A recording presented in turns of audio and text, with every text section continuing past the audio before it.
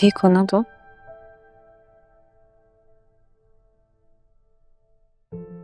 मेरा सहन, मेरे दिमाग, मेरी सोच है कुछ मेरे काबू में ही नहीं है। जानती हूँ इस वक्त तुम पर क्या गुजर रही हो कि आपने मुझे बताया क्यों? उस दावत में आए तो आपने ही उनको इनविटेशन दिया ना जाके। आपको पता था कि वो नाना जान के ऑफिस में काम करते हैं, तब भी आपने मुझे नहीं बताया। ये वाली बात भी आपने मुझसे छुपाई।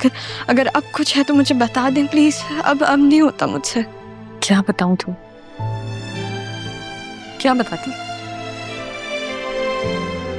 ये बताती कि जब तुम पैदा हुई थी तो उस शख्स ने दूसरी शादी कर ली थी। तुम्हारी शक्ल देखना भी गवारा नहीं की उस शख्स ने। उसकी बीवी और उसकी माँ ने घर से बाहर निकाल दिया था, तुम समेत।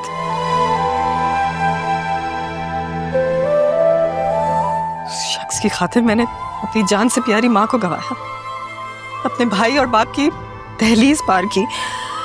इस बात का भी मान नहीं रखा उसने, और अब आया था माफी मांगने कि उसे और उसकी माँ को माफ कर दूं मैं। इसलिए तुम्हें और तुम्हारी खुशियों को दूर रखना चाहती थी मैं इससे। लेकिन खुशियां तो जिसके नसीब में थी उससे मिल गई ना। तो मुझे ये बताओ, अरमान तुम्हारे साथ क्या कर रहा था?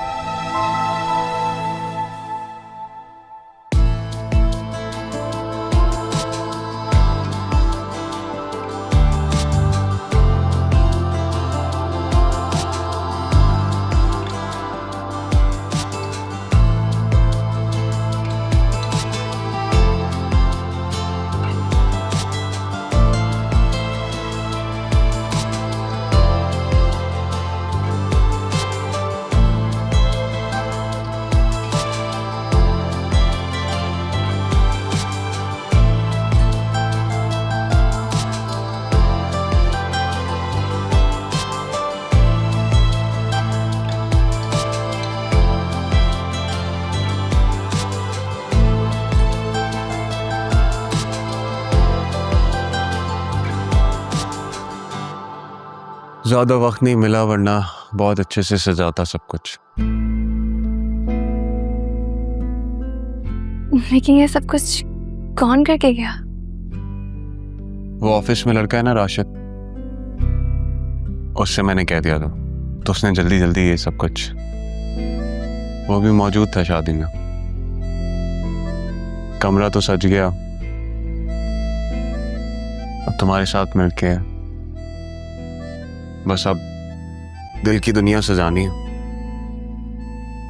बस ये दिल की दुनिया सजाते सजाते किसी की नजर ना लगवा लीजिएगा। कोई नजर लगा के तो देखे, उसे उठा के इतनी दूर फेंकूंगा कि वो तुम्हारी खुशी तक भी नहीं पहुंच सकेगा।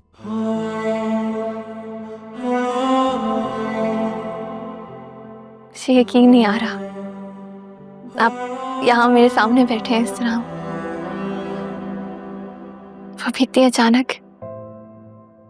मैं कोई ख्वाब तो नहीं देख रही? अब तुम सिर्फ मेरी हो बतूल। अब हमारे दरमियान और कोई नहीं रहेगा, तुम सिर्फ मेरी रहो हमेशा। अब तो मेरी जिंदगी का हर लम्हा तुमसे जुड़ा है बतूल। तुम मेरे साथ रहोगी, मेरी बन के रहोगी, और मेरी मर्जी के मुताबिक रहोगी। और अगर कभी मैं नाराज हो गई, अब बात बात पे जिद करने लगी तो मैं तुम्हारी हर नाराजगी में प्यार ढूंढूंगा और तुम्हें हमेशा खुश रखने की कोशिश करूंगा। सही हूं, आप हमेशा मेरे रहिएगा, मेरे बनकर मेरे साथ रहिएगा। मैं दुनिया तुम्हारे कदमों में रख दूंगा बतूल, हमेशा तुम्हारा साथ दूंगा, तुम्हें कभी किसी किस्म का दुख नहीं पहुंचने दूंगा। दुनिया से जीता है मैंने तुम्हें, अपना बनाया है तुमने।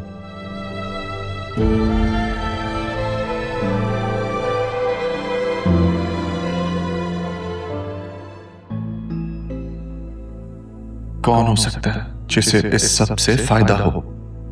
ये किडनैपिंग नहीं थी, क्योंकि अगर ऐसा होता तो वो लोग राह को छोड़कर ना जाते, वो उसे मारना चाहते थे। लेकिन क्यों? अगर तुम चाहो तो मैं तुम्हारा साथ दे सकती हूँ। तो क्या आसिया बेगम? लेकिन नहीं, वो ऐसा क्यों, बल्कि कैसे कर सकती हैं? तो फिर सरियून? मैंने जो देखना है वो देख लूंगा, लेकिन तुम उससे दूरी बना के रखो। अगर सरियून को यह निकाह करना था तो वो राह का इंतजार करता, उसे तलाश करने की कोशिश करता, लेकिन उसने ऐसा नहीं किया और राह की जगह बतूल से निकाह कर लिया।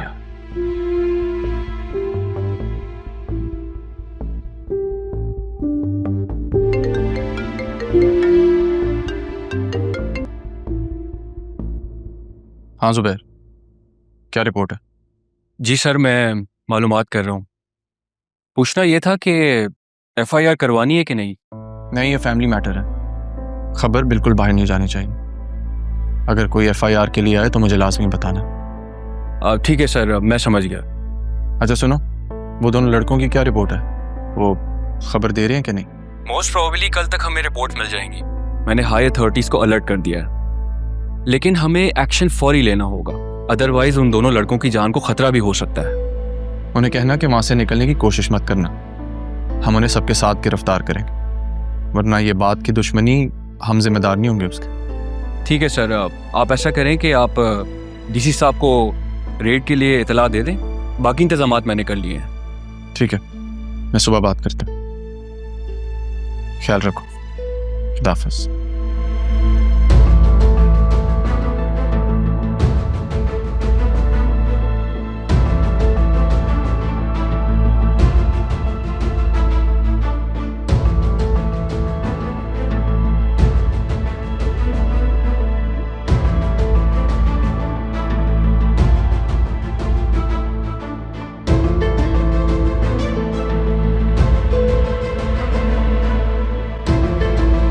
हेलो,